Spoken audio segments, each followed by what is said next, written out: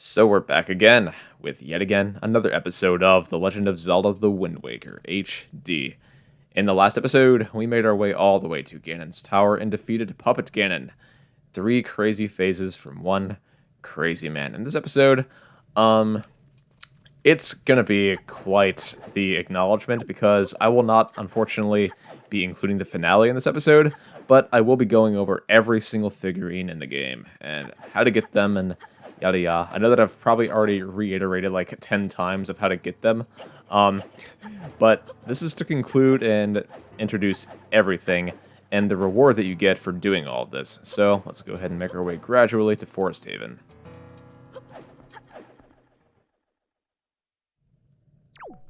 I probably should have already mentioned that this portal that actually lets you go back to the surface of the Great Sea, it just freaking looks amazing. The funny thing is that the boss portals from the dungeons, when you go into them, they actually play the Final Hours theme from Majora's Mask. The same thing happens here, except that it's just much lower pitched. Take a listen.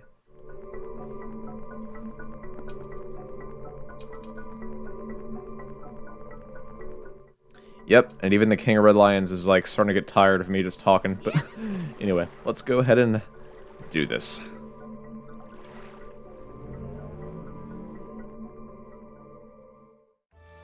Okay, so day or night, it does not matter on which time of the day that you do this, as long as you restarted like a fresh cycle with the sculptor here. So, the last 3 figurines that we're going to turn in are the Dark Knight without a shield, the Mighty Dark Knight with a cape, and Puppet Ganon. I know that you can find the Dark Knight without a shield in the Savage Labyrinth and other areas of the game, but honestly, it's really guaranteed right in front of Hyrule Castle, so go ahead and turn this in, so we're good on that. There we go. A Mighty Dark Knight can be found in one of the Phantom Ganon maze paths that lead to a dead end, pretty much, so take one of the wrong ways, and it's probably likely that one of these guys will be waiting for you, although you can take a picture of one right in front of the door of Puppet Ganon, so I did that instead.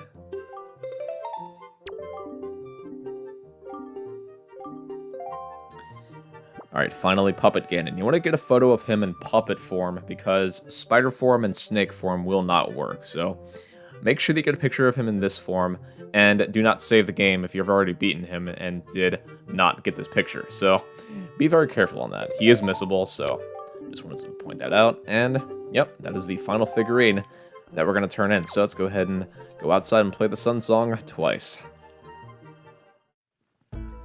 Alright, so it's the second day, and the funny thing is that eventually he will be gone, but for right now he's still going to be here.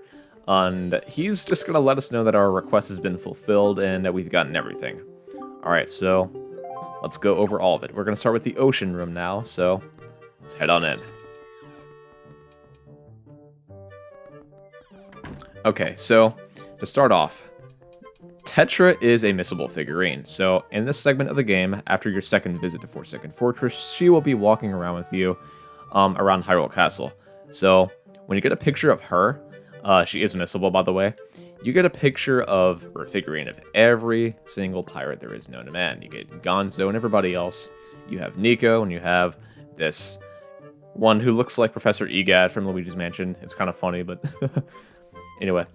The King of Hyrule, the funny thing about him is that he is legendary. You gotta buy him from Lenzo at Windfall Island for 150 bucks, but the funny thing, and the twist is, you get Zeldas for free. Many people don't notice this, but she is legendary, but you get 2 of them in 1, so it's pretty good. And same thing for the Queen of Fairies that you get the bow upgrade from at Mother and Child Island. She is legendary. Get her figurine for 150 bucks. Ditto for the Great Fairies, and the funny thing is that you can find a regular fairy anywhere. Just go to any fairy fountain or Mother and Child Island, so you're good on that. And Knuckle here, who is the guest at Tingle Island. When you get every single Tingle Goddess statue, he will be there. He is missable if you get every other figurine in the game, so he will no longer be at Tingle Island when that happens. David Jr., Ankle, and Tingle will still all be there. And the funny thing is that you cannot beat Tingle Tingle Tutor. You cannot beat Wind Waker without freeing Tingle from Windfall Island. It's impossible. I've tried. Because he has to decipher your charts. So there you go. That's about it for the Ocean Room. Alright, Windfall Island. There's nothing missable in here. It's just that Windfall Island is like very, very populated, so be aware. We have Anton. I really wish that they would have put a figurine of Linda right next to his, considering that they're a couple. But I understand if you just happen to pass up the side quest, it really does not matter. Anyway, you have Zunari, you have Tot, Lenzo, the kids, Miss Marie, the Killer Bees, the old man, Maggie, Mila, and her father. Funny thing is that Mila's father, the reason that he looks like this, and on the right, pretty much, is that before the second visit to Forsaken Fortress, he will be rich and wealthy at Windfall Island, and there is a segment where you can go into the auction room, and he will be mad at everybody who breaks his stuff. So it's probably like a bonus video that I might make if I feel up to it, but honestly, I might not, it all depends, but we'll see. So that's the reason that he looks that way. We have Linda, and everybody else. We have Gummy, we have Sam, we have the Coffee Girl, Gossick. Hilarious thing about the bomb shopkeeper guy is that that's his name, Bomb Master Cannon. His name is Cannon, pretty much. Yeah, Cannon is the world's only maker of bombs. He considers himself a magician with gunpowder and other explosives. His hairstyle is as unique as his talent. I really find it great that they keep the tied-up version. So, anyway, we have the guy who makes the potion and the guy who likes the full moon. So, yep, nothing missable here. It's just very populated, so it's very easy to forget something. Okay, so Outset. This is a very small room. It's probably one of the smallest rooms in the gallery, but you can take a picture of a crab, the pig watcher. You have Jaboon, who is legendary. He is the one who gave us Nehru's Pearl before the Tower of the Gods. He is going to be costing 150 bucks at Windfall Island from Lenzo, so there you go. You have Orca, you have his brother, the girl with the pot on her head. It's kind of hard to get a photo of a seagull, but it's possible, don't worry about it. Errol, you can actually get when you take a picture of Grandma, so just like the King of Hyrule, you get Zeldas, just like Grandma, you get Errols, so you get 2 in 1, so it's pretty good. Don't worry about being on New Game Plus or anything, although you can probably get Errol the same way, because you start off with the Picto box in your pajamas, so there you go. We have the pigs, we have the mother, another pig watcher, pretty much. We have Joel and Zill, so that's about it for Outset. Okay, so this is the hardest room to complete in my honest opinion. So, a Dark Nut without a shield. To replace his shield in the figurine, I guess he's just holding his helmet. He never does this in the game, except if you just knock off his helmet, pretty much. So, I never really see a Dark Nut just holding his helmet like that, like just casually, pretty much. So, Dark Nut with a shield and the Mighty Dark Nut. We have the Stalfos and we have Puppet Ganon. So, he is missable. Again, get him at Ganon's Tower. And there you go. And you can always get the photo and warp out after you save and quit, so don't worry. This is a gigantic marionette created by Ganon himself. It transforms into 3 different shapes, but all are vulnerable to rays of light. Rather than shooting randomly at it, try to deduce it when it can be easily targeted, and then take advantage of your chance. So there you go. He's not a hard boss at all, he just maneuvers around a lot, so there you go. Mulgara, Kalidamos, Goma, and Jahala here are all bosses that you can refight in Ganon's Tower, so they are not missable at all. Even though it's in black and white, it does work, as long as you have the deluxe Picto box here, which takes photos in color, so there you go. Ganondorf is legendary, you gotta buy him for 150 bucks at Windfall Island from Lenzo. Big Octo is missable because there are 6 of them in the ocean, so there you go. I would recommend getting a photo of the first one that you kill, so it's not as easy to miss. Helmarok King is permanently missable because he is the boss of the Forsaken Fortress on your second visit, so get him in the fight. Again, he is not one of the ones that you can refight here because, yeah, that would have been pretty cool though if it was. Phantom Ganon is missable because he reoccurs a bunch of times, so it's pretty hard to miss. So he he just comes around a bunch of times, so get his photo when you can. Red Wizrobe, which is his name, even though it's just named as Wizrobe. Habitat is the Wind Temple. The magic is the summons. These high-level mages use the magic of summoning to aid them in battle. They are the only Wizrobes that can summon other Wizrobes, which makes them formidable.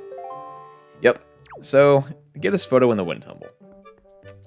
And Godan here, which is the boss of the Tower of the Gods, you can take his photo on the wall or during the fight. He is not missable, so don't worry at all. So this room is very challenging, so be aware. Okay, so this is the monster room. This is the floor master. We have the Magtail, the Bubbles, the Bokoblins, the Keese. Hilarious thing about a rat is that they're named as rats in the figurine, but if you go ahead and scroll through the text here, they're actually referred to as bomb chews. If you don't know what a bomb chew is, if you're not familiar with your Zelda lore, they are actually items as bombs in Majora's Mask and Ocarina of Time. They are bombs you can place out on the floor, and they go up the walls and on the ceiling and blow things up. Ditto for Twilight Princess with the bombling, which I never really used, honestly, but yeah, there you go. It's kind of funny. We have the Baba, we have the Peahat, the Chews, the Mini Blends. Hilarious thing about this guy, who is the shark that is just jumping up and down in the water, pretty much. It's the Georg. If you're, again, not just familiar with Zelda lore, the Georg is the boss of the Great Bay Temple in Majora's Mask, and now it's just a regular little shark here in the Wind Waker, so there you go. These so-called ocean-killing machines are plentiful in the Great Sea. You should attack them with arrows or boomerangs before they begin relentlessly ramming your boat. So that's pretty good. The hilarious thing about the Octorok is that I don't think that in this version they say that it actually won the Perfect Attendance Award from every single Zelda game up until The Legend of Zelda: The Wind Waker, because they did not include one in Twilight Princess. When approached, these creatures tend to hide in the water. They can be easily defended by reflecting the rocks they shoot with a sword or shield. Some people may debate that, oh, there's one in Goron Mines, there's one in the Lakebed Temple. No. If it does not take the form of an octopus, it is not an Octorok. So, yeah, I guess it just kind of failed there. We have the Sea Hat, the Kargarok, the Redead, the Pose, the Morth, the Armos Knight, and the regular Armos. Yep, nothing missable in here, just a bunch of monsters. That's all it is. Okay, so this is the Dragon Roost Island room. Kogali, as I mentioned, is a missable figurine. I think it's the only missable one in here, so he will be standing in the middle of the room at Dragon Roost Island, right before the cutscene where you awaken Medley as a sage, pretty much. So get a photo of him before you do that, otherwise he's just going to be gone. He's going to be re-gettable if you just restart the game file, which I'm pretty sure is something that you just don't want to do. Anyway. These girls have machetes on their backs. I don't know if they're guys or girls, I'm just not sure. We have the mailer guy, we have Beto. Funny thing about him is that, if you read his dialogue, his birthplace is unknown, personality is earnest. Beto is very earnest when it comes to mastering a job. He often misses his mother and gets homesick, which can be quite hard on him. He wants to be like LSP. So, hey, that's very complimentary. Hoskett, which is just, he's very keen on just getting golden feathers for his girlfriend. His biggest worry is getting a present for his girlfriend. He looks quite easygoing, but he's always thinking of his girlfriend. He values his friends tremendously, which is pretty loyal. Quill, who is the guy that informs us of why the bird grabbed a Tetra in the beginning of the game, you can actually get his figurine two ways. You can take a picture of the chieftain, and you get his included, or you can go into the main room in Dragon Roost Island when you're in the process of doing the Dragon Roost Cavern. He will be in the middle of the room. So there's two ways of getting him. Valu, who is the great spirit of Dragon Roost Island, can be perched on top of the island itself. There's two ways of getting him. Go all the way up in the dungeon and take a photo of him, or just take it from the ocean. So there's two ways of getting that as well. I know that I said Kogali is the only missable one in here, but I was wrong. It's easy to forget. Cyclos and Zephos are missable because if you do not take a picture of Cyclos in the fight where you learn the Ballad of Gales, he will be gone, so there's no getting this figurine. There you go. And everything else is just gettable. I really love Prince Komali's figurine because in his younger version, he has brown hair on the back of his head, and on his older version, his hair is just white, so maybe that's just his way of aging, perhaps. Anyway, the thing is that I love that they included the flower that he holds when he's older, and Din's pearl when he just does not want to give it to Link. It's pretty funny. Medley is always gettable. She is the sage at the Earth Temple, and you can always get her at the end. You can always get her just Dragon Roost Island before the Dragon Roost Cavern, so yeah, there's a bunch of ways of getting these figurines. And Laruto, who is the predecessor, is gettable at Windfall Island for 150 bucks from Lenzo. So again, it all depends on the image of the moon. So there you go. That's about it. The Dragon Roost Island room. Okay, final room. Nothing is missable in here. Hey blonde guy, how's it going? I should have already said that. But Makar is the sage of the Wind Temple. He can always get his photo after or before the Forbidden Woods. There's a bunch of ways of getting him as well, so he's not missable at all. Fado, which is the predecessor of Makar, he is gettable for 150 rupees at Windfall Island from Lenzo. He's legendary, so there you go. We have the Great Deku Tree, which is tremendously tall, honestly. I'm almost surprised that his trunk does not touch the top of the ceiling in this room, so I guess the sculptor had to really conserve on his sculpting materials. So you have all the Koroks here. There are 9 of them, as opposed to 900 Korok seeds that you get in Breath of the Wild and Tears of the Kingdom.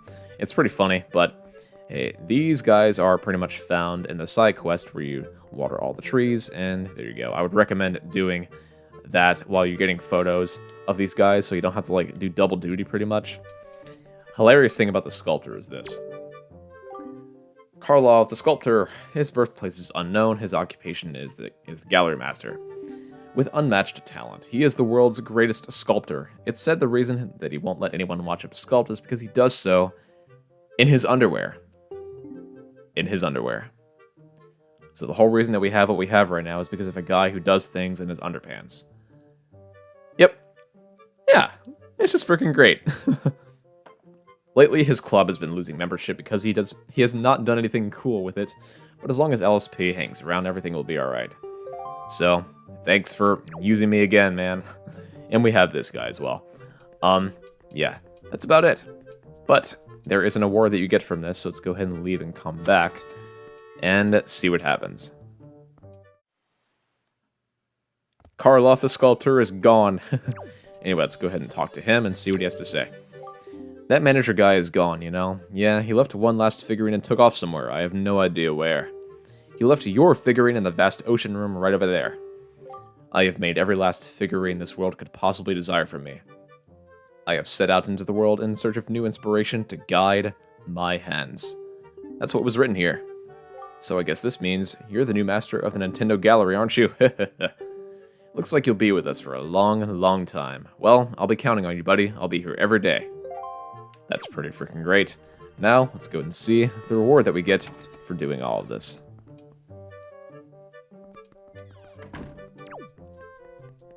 Oh, right in between the King of Hyrule and Zelda. Here it is, LSP and the King of Red Lions. Birthplace Outset Island. Favorite hand is left. It's funny because considering that Twilight Princess is mirrored in the Wii version, they don't compensate for Link being left-handed in that version, so there you go. The Hero of Wind, LSP, uses the Wind Waker to control the wind and sail the seas on his mysterious boat, which is actually the King of Hyrule. Surprisingly, he seems to have an unnatural interest in figurines and has at last completed his collection. He is now the master of the Nintendo Gallery. Yep, I guess my predecessor, Karloff the Sculptor, is not going to be doing things in his underwear anymore, so it's just great. So yeah, that's about it. This is the reward that you get for doing all this. You get a figurine of yourself, and it is just awesome looking. So, that concludes the legendary Nintendo Gallery. So, in the next episode, we will be facing the final battle in The Legend of Zelda The Wind Waker HD. It has been fun. It's bittersweet, but hey, it's time to wrap it up. Stay tuned, subscribe, like, comment, or anything else, and peace out, everyone.